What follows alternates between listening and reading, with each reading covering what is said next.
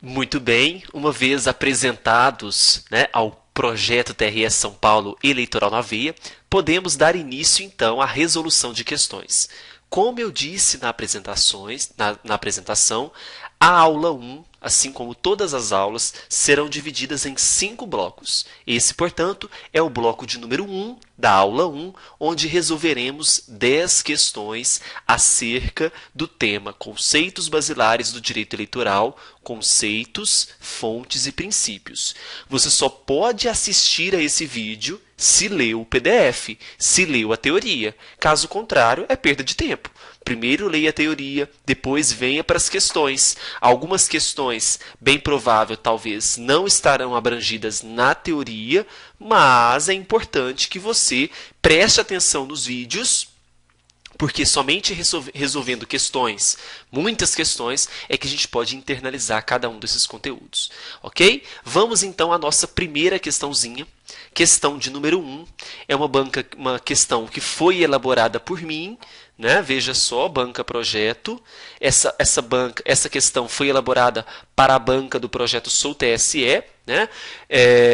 E claro que eu não posso alterar, uma vez que eu já criei essa questão para o outro projeto. Não é? Então veja, o direito político é o ramo do direito público cujo objeto são princípios e normas que regulam a organização e o funcionamento do Estado e do governo, disciplinando o exercício e o acesso ao poder estatal. Veja, primeira informação que nós temos de importante aqui, que você já sabe, que sim, o direito político é um ramo do direito público.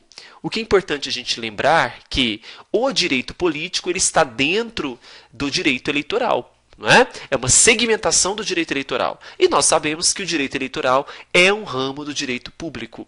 Mas a gente precisa nos atentar bastante porque quando tratarmos sobre partidos políticos, nós precisamos saber e lembrar que partido político é uma pessoa jurídica de direito privado, conforme o Código Civil de 2002. Mas, de antemão, sabemos que sim, o direito político é um ramo do direito público, cujo objeto de estudo são os princípios e normas que regularão a organização, o funcionamento do Estado, do governo, disciplinando o exercício e o acesso ao poder estatal. Claro, os direitos políticos eles tratarão de alistamento eleitoral, portanto, sua capacidade eleitoral ativa de participar e escolher seus representantes, e receber votos, que é o exercício da capacidade eleitoral passiva. Desta forma, a questão número 1, sem dúvidas, está corretíssima. Gabarito certo para a questão número 1. Vamos à questão número 2, ainda questão elaborada por mim, né, para o projeto do Sou TSE, uma questão já existente elaborada por mim. Chama-se cidadão a pessoa detentora de direitos políticos, pois participar do processo governamental, elegendo ou sendo eleitos para cargos públicos. Nós precisamos diferenciar nacional de cidadão. O nacional é aquele indivíduo que nasce no território brasileiro ou é filho de pai ou mãe brasileiros. Ou seja, a nossa Constituição adota o critério ius solis, de território, e o critério ius sanguinis, portanto, o critério de sangue. Veja, mas somente eu vou ter o título de cidadão a partir do momento que eu me alisto eleitoralmente. A partir desse alistamento eleitoral é que eu me torno cidadão e a Constituição ela prevê a partir dos 16 aos 18 anos alistamento facultativo e acima dos 18 anos até 70 obrigatório. Portanto, quando eu coloco uma pessoa com a titulação de cidadã, ela detém direitos políticos, porque ela pode participar da escolha de representantes e, atendendo a requisitos de elegibilidades previstos na Constituição Federal, parágrafo 3º, artigo 14, os chamados requisitos de elegibilidade, poderá ser detentora de um cargo político, ok? Então, cidadã é a pessoa, sim, detentora de direitos políticos. Questão número 2, também corretíssima, ok? Vamos à questão 3. Veja, cidadania e nacionalidade são conceitos que não podem ser confundidos. Muito bem, vimos que na questão número 2, diferenciamos o nacional e diferenciamos o cidadão. Não podemos confundir. Então, cidadania e nacionalidade são conceitos que não podem ser confundidos, enquanto aquela, qual? Aquela cidadania, a mais distante. Olha português sendo importante na compreensão das questões. Enquanto aquela é o status do indivíduo perante o Estado, esta se refere ao status ligado ao regime político.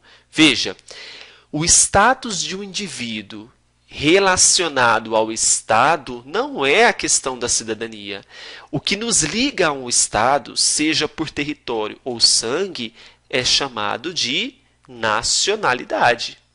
O que liga um indivíduo ao regime político é que é cidadania. Então, o que houve nesta questão foi uma inversão conceitual. Portanto, questão 3, o gabarito está incorreto, pois houve uma inversão conceitual. Tudo bem? Tudo bem até agora? Vamos à questão de número 4. Veja, a Constituição Federal prevê duas formas de privação dos direitos políticos: suspensão e perda dos direitos políticos. Ademais, a cassação desses direitos é permitida a depender da situação fática relacionada a fatos no âmbito jurídico. E aí, pessoal? Nós sabemos que a Constituição, no artigo 15, prevê duas formas de privação de direitos políticos. Uma forma que é relativa, porque ela é temporária, chamada de suspensão, e a outra forma que é absoluta, chamada de perda dos direitos políticos. A Constituição Federal de 88 veda a cassação dos direitos políticos, ok? Mas ao longo da nossa história constitucional, a nossa história brasileira, tivemos momentos, por exemplo, no golpe de 64, em que se previa a cassação de direitos políticos. Mas hoje não é mais permitido. Somente a perda e a suspensão. Então, quando fala que é permitida a cassação dos direitos políticos, nós podemos considerar a questão 4 como incorreta. Ok? Questão 5. A cassação dos direitos políticos ela é vedada no ordenamento jurídico brasileiro. No entanto, já foi aplicada em nossa história política nacional. Acabei de falar, de relatar isso para vocês.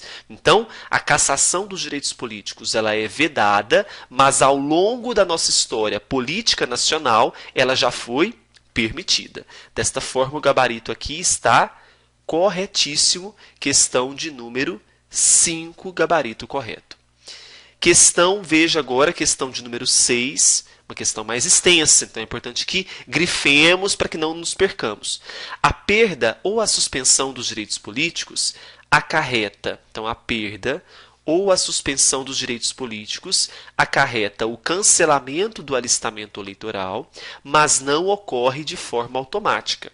Uma vez cessada a causa do cancelamento, não poderá o interessado requerer novamente sua qualificação e inscrição no corpo eleitoral. Muito cuidado, porque veja, uma vez, mesmo que a perda ela é absoluta e a suspensão ela é relativa, uma vez perdido ou suspendido, é claro que o cancelamento ele não ocorre de forma automática, não é? Mas o que é importante a gente ressaltar que o interessado que perder ou suspender esse direito, na suspensão ele fica apenas temporariamente, mas na perda, uma vez ocorrendo isso, há possibilidade sim dele requerer sua qualificação ou inscrição no corpo eleitoral, mas deve iniciar o processo do zero. Então o gabarito aqui está incorreto por conta de informar para nós que não pode esse interessado requerer sua qualificação e inscrição no corpo eleitoral. Tá certo? Questão 7.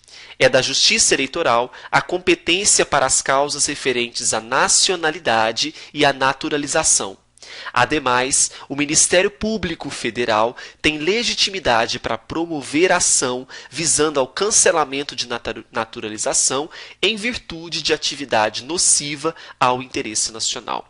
Veja, aqui nós estamos falando da competência para resolver causas referentes à nacionalidade e à naturalização. Perceba o seguinte: será que é competência da Justiça Eleitoral para resolver causas referentes à nacionalidade e à naturalização?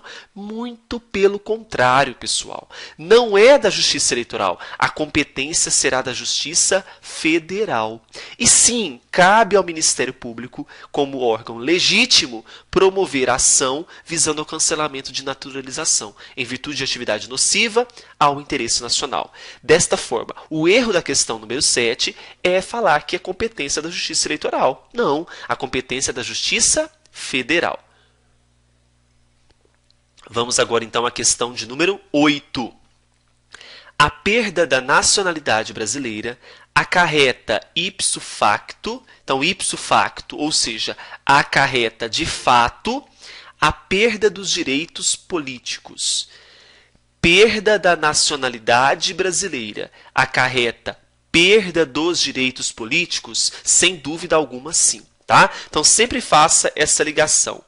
Perdeu a nacionalidade brasileira, suponhamos por atividade nociva nacional, perde-se, portanto, os direitos políticos. Nós vamos ver em momento específico, bem provável que seja a aula de número 2, onde nós vamos, aula 2 e 3, sobre direito eleitoral constitucional, nós trataremos sobre essas hipóteses de perda e suspensão dos direitos políticos, tá bom? Então, sim, a perda de nacionalidade implica perda dos direitos políticos. Questão 9. A incapacidade civil absoluta, hipótese de suspensão dos direitos políticos.